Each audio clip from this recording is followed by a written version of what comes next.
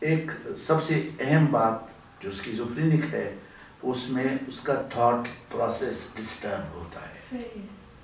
Schizophrenic شروع میں جب اسکیزوفرینک پروسیس شروع ہوتی ہے یا کسی آدمی کو چانس ہے کہ وہ اسکیزوفرینک اس کو پتہ نہیں ہے لیکن وہ کہنے لگتا ہے کہ ڈاکٹر صاحب میں کیا کروں, میرے تو خیالات مجھ سے چھینے جا رہے ہیں, میرے خیالات مجھ سے چھینے جا رہے ہیں, میں سوچ نہیں کر پاتا, میری سوچ جو ہے وہ بلاک ہو چکی ہے, کوئی ایسا ہے جیسے میرے پردے آ گئے ہیں میرے ذہن پہ, اور میں سب سے پہلے جو اس چیز پہ جو ڈس آرڈر ہے, تھاٹ ڈس آرڈر, اس کا سوچ کا جو انداز ہے وہ مشکلات سے دوچار ہو جاتا ہے.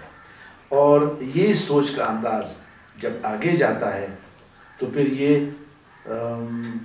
اور چیزوں کے ساتھ مل کے پھر ڈیلیوژنز اور ہیلوسینیشنز کی شکل اختیار کرتا ہے جو آگے جب ہم جاتے ہیں.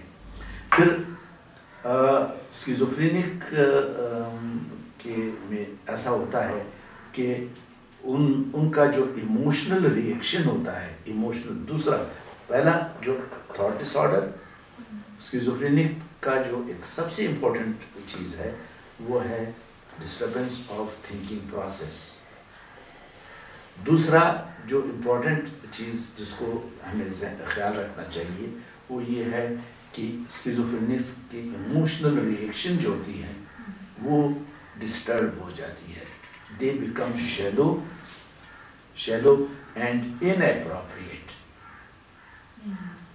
جو ایموشنل ریئیکشن ہوتا ہے عام چھوٹی سے باتوں پہ وہ ایموشنلی ریئیکٹ کرتا ہے.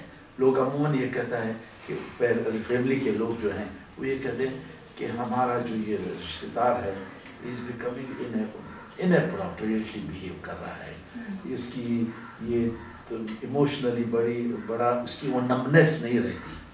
Emotionally he is no more that numb. Numbness is healthy. So he is not that he becomes numb. اچھا, so وہ احساسات کم ہوتے جا رہے ہیں, he becomes numb, empathic نہیں رہتے, فیل نہیں کرتے دوسروں کے لیے, اس کی جو ہے وہ لیس جو اس ایریا میں جتنی بھی چیزیں ہیں وہ کم محسوس پڑ جاتی ہیں. پروفیسر صاحب یہ کہیں گے کہ اس میں ایمپتھی بھی نہیں ہوتی ہے, ایمپتھی بھی کم ہو جاتی ہے بلکہ اس کی وہ ایپیتھک ہوتا ہے, بلنٹنگ ہو جاتی ہے, ایموشن جو ہے وہ بلنٹ ہو جاتے ہیں, بلنٹ. اور بعض اوقات یعنی انتہا تک پہنچ جاتی ہے کہ آپ اخباروں میں یہ خبریں پڑھتے ہیں, روزانہ پڑھتے ہیں کہ ایک شخص نے اپنے بیوی بچوں کو ذبح کر ڈالا, اور جب گرفتار ہوا تو اس سے پوچھا گیا, دو قسم کی کیفیت پھر یہاں آتی ہیں. اس نے کہا کہ اٹس آل رائٹ, میں آپ خفا ہیں, آپ ناراض ہیں, ایموشنل وہ نہ ڈپریس لگتا ہے نہ وہ اپنے آپ کو مجرم سمجھتا ہے, اور کہتا ہے بس میں نے کر لیا ہے. Emotionally he becomes blunt. یا وہ کہتا ہے کہ آگے اگر ہم جائیں گے جب ہیلوسینیشنز کی بات ہوگی, وہ کہے گا مجھ پہ وہی نازل ہوئی اور مجھے کہا گیا کہ اپنے ان بچوں کو ذبح کر کے اس دیوار میں چنوا دو اور اس مسجد کو پھر ریز کر دو, اس سے رب کی رضا ہو.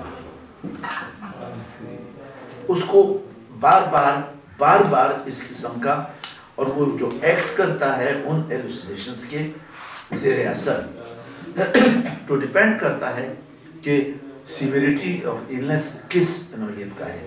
جو مائلڈر النسز ہوں گی اس میں سب سے پہلے عموماً لوگ اس کو اگنور کر دیتے ہیں اور وہ کہنے لگتے ہیں ڈاکٹر صاحب یہ ہمارا رشتہ دار اب تک تو ٹھیک ٹھاک تھا, لیکن اب اس میں پھر وہ ہے subjective feelings and objective feelings.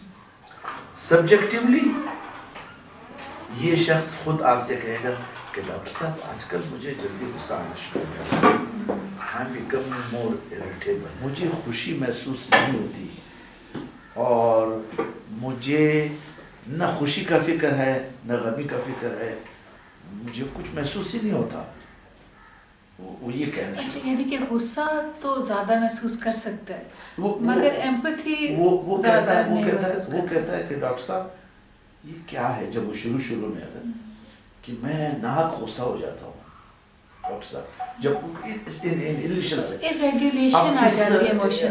اس کیفیت میں یہ شروع کی جو کیفیت ہے اس کیفیت میں میں سوری میں آپ کو فوراً جواب نہیں دے پا رہا. میں عموماً یہ لوگ جو ہوتے ہیں یہ شروع والی کیفیت ہے جو اور کنڈیشنز میں بھی ہوتی ہے.